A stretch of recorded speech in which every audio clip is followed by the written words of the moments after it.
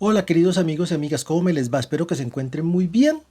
Hoy vamos a hablar de uno de los cuadros más importantes de este artista que hemos venido revisando las últimas semanas, que es ni más ni menos que nuestro querido amigo Diego Rodríguez de Silva y Velázquez. Uno de los cuadros, digamos, que hace parte de ese compendio de obras, de ese grupo de obras que yo consideraría piezas de arte, obras de arte sin ninguna discusión, y este cuadro es ni más ni menos el que se conoce como Las hilanderas, pero que lleva como título real La fábula de Aracné. Es un cuadro que pinta Velázquez al final de su vida, pero antes de continuar con la revisión de esta maravillosa obra, primero quiero agradecerles a las personas que han dado like a los anteriores videos, a las personas que se han suscrito al canal, a las que han compartido también, e invitarlos a todos los que no lo han hecho, ¿sí?, a que se suscriban al canal, que pues si les gusta le den like, si no les gusta también, y que compartan estos videos para que más personas los puedan ver, y así me colaboran muchísimo en la difusión de esta información, de estas ideas sobre el arte en general. Bueno, ya entremos en materia. Velázquez pinta este cuadro al final de su vida. Sí, es un cuadro que está datado, según el Museo del Prado, más o menos entre 1655 y 1660. Es un cuadro, digamos, ya de madurez artística. Es un cuadro que está fechado más o menos en paralelo con otra obra que seguramente revisaremos en el próximo video, que es ni más ni menos que Las Meninas. Y son dos cuadros, este y el de Las Meninas, que le dan motivo al título de este video. ¿Sería que Velázquez era un tipo revolucionario infiltrado en la corte española del siglo XVII? ¿Será que tenía algún tipo de idea revolucionaria al estilo de los revolucionarios franceses del siglo XVIII o europeos y americanos del siglo XIX o XX? ¿Sí? ¿Será? Voy a explicarles por qué. Este cuadro es muy particular. Vamos a empezar con la descripción de esta pintura. En esta pintura, coincidencialmente o particularmente, Velázquez ha hecho algo que no se estilaba a hacer mucho, o que no se hacía mucho, por lo menos en las cortes españolas y en las cortes europeas en general. De pronto lo hacía más la pintura burguesa del norte de Europa, la pintura flamenca, la pintura holandesa, ¿sí?, la pintura germana, más como del orden de, digamos, de los países que estaban ya en la esfera protestante, no tanto en la esfera cristiana, católica. Eh, ¿Qué es lo que hace de diferente? Bueno, salta a la luz y le da nombre a esta pintura, las hilanderas. ¿Sí? ¿Y por qué es importante eso de las hilanderas? Porque por, digamos, convención artística y convención social y cultural, no todas las personas podían ser retratadas. ¿Ya? Se supone que solamente las personas importantes, vamos a colocarle comillas a importantes, ¿sí?, podían ser retratadas. Y estas son unas personas que, digamos, entre comillas, no eran importantes a nivel social, cultural, político, económico y demás, ¿sí? Y Velázquez las coloca en el primer plano. Si las coloca al frente del espectador, casi que nos confronta con esa realidad de estas mujeres, esas mujeres que eran las que hacían los tapices en la corte española, ¿sí?, como protagonistas de esta gran pintura, ¿sí? Y coloca al fondo de la pintura, en este recuadro luminoso, maravilloso, ¿sí?, un grupo de mujeres que parece ser mujeres de la corte, de alta alcurnia, de alta sociedad, de alto reconocimiento social, cultural, político y seguramente hasta económico. Entonces digamos que allí Velázquez ya hace una primera ruptura interesante. El hecho de colocarnos al frente a personas humildes, personas que no eran, digamos, susceptibles de ser retratadas, ¿sí?, y colocar al fondo a aquellas personas que seguramente eran o las que debían ser las protagonistas de los retratos, entendiendo pues que Velázquez no solamente, como vimos en el video anterior, era el pintor del rey, sino además pues ya en este momento aposentador real, y ya en miras, ya pronto, seguramente a ser caballero de la Orden de Santiago. Entonces digamos que allí hay un acto, digamos, de rebeldía o de revolución posiblemente, no sé qué tan sutil y no sé tan sagaz, ¿no? Tan evidente y tan audaz ha tenido que ser esto. Creo que fue muy audaz y muy sagaz el señor Velázquez al hacer esto. No sé si le trajo problemas en la corte. En el video anterior les decía que sabía manejar muy bien sus relaciones. Ya este es un Velázquez, como les dije, al final de su vida, ya con todos sus reconocimientos sociales, culturales, políticos, económicos y demás. Entonces se daba como, creo yo, ciertas licencias, y esta es una licencia que se da a él, ¿sí? De retratar a estas mujeres. Y lo que hace también, y a nivel pictórico, que es muy interesante, es invertir algo que se conoce como la perspectiva cromática. Ya les explico por qué es eso de la perspectiva cromática, ¿sí? Eh, en la pintura hay tres tipos de perspectivas: la perspectiva lineal, la perspectiva cromática y la perspectiva atmosférica.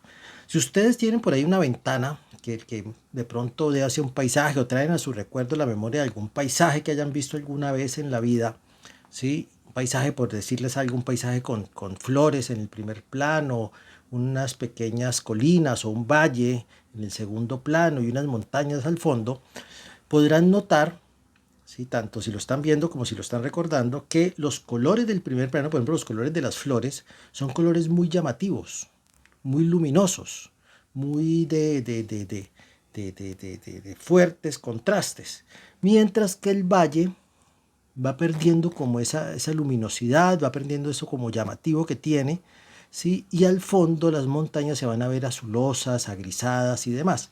Bueno, esa es la perspectiva cromática.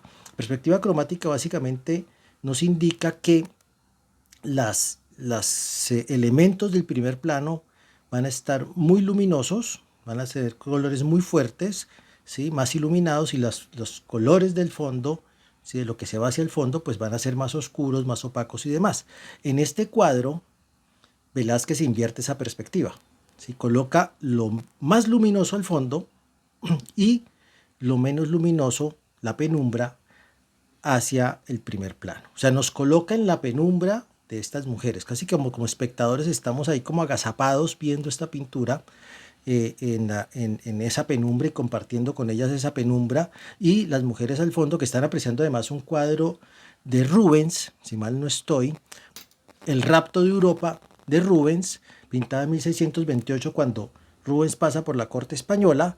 Está pintado al fondo, como les estaba diciendo, al fondo de esta obra de Velázquez, como una especie de homenaje o seguramente de cita a un referente importante y a un conocido. No sé qué tan amigos se encontraron Rubens y Velázquez, no sé qué tan amigos fueron, no sé si mantuvieron alguna relación o correspondencia o demás. Si alguien lo sabe, pues por favor me lo dice aquí en los comentarios.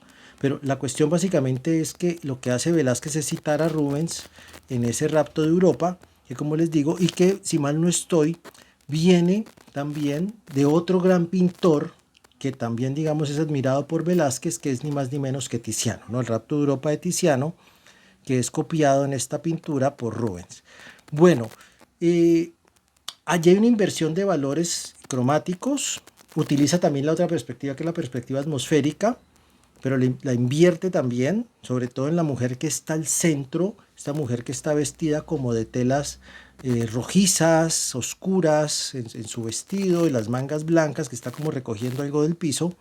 Se ve como difusa, como no muy definida. Esa es la perspectiva atmosférica, así que es la perspectiva que da como el aire que como que hace que las cosas se distorsionen, como una pequeña bruma o una gran bruma que se genera en las cosas. Eso lo empieza a manejar Velázquez también aquí. Por lo general esa bruma y ese aire se da hacia el fondo de las pinturas, no hacia el primer plano. Bueno, y allí viene pues la pregunta: ¿por qué Velázquez invierte todo esto? ¿Por qué nos coloca a las mujeres, digamos, de alta alcurnia, de gran reconocimiento social, de gran reconocimiento político, de gran reconocimiento económico, al fondo?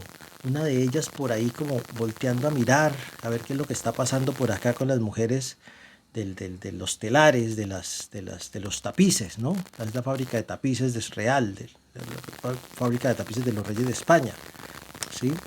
Y las otras pues digamos ubicadas allá en el fondo viendo pues esta pintura.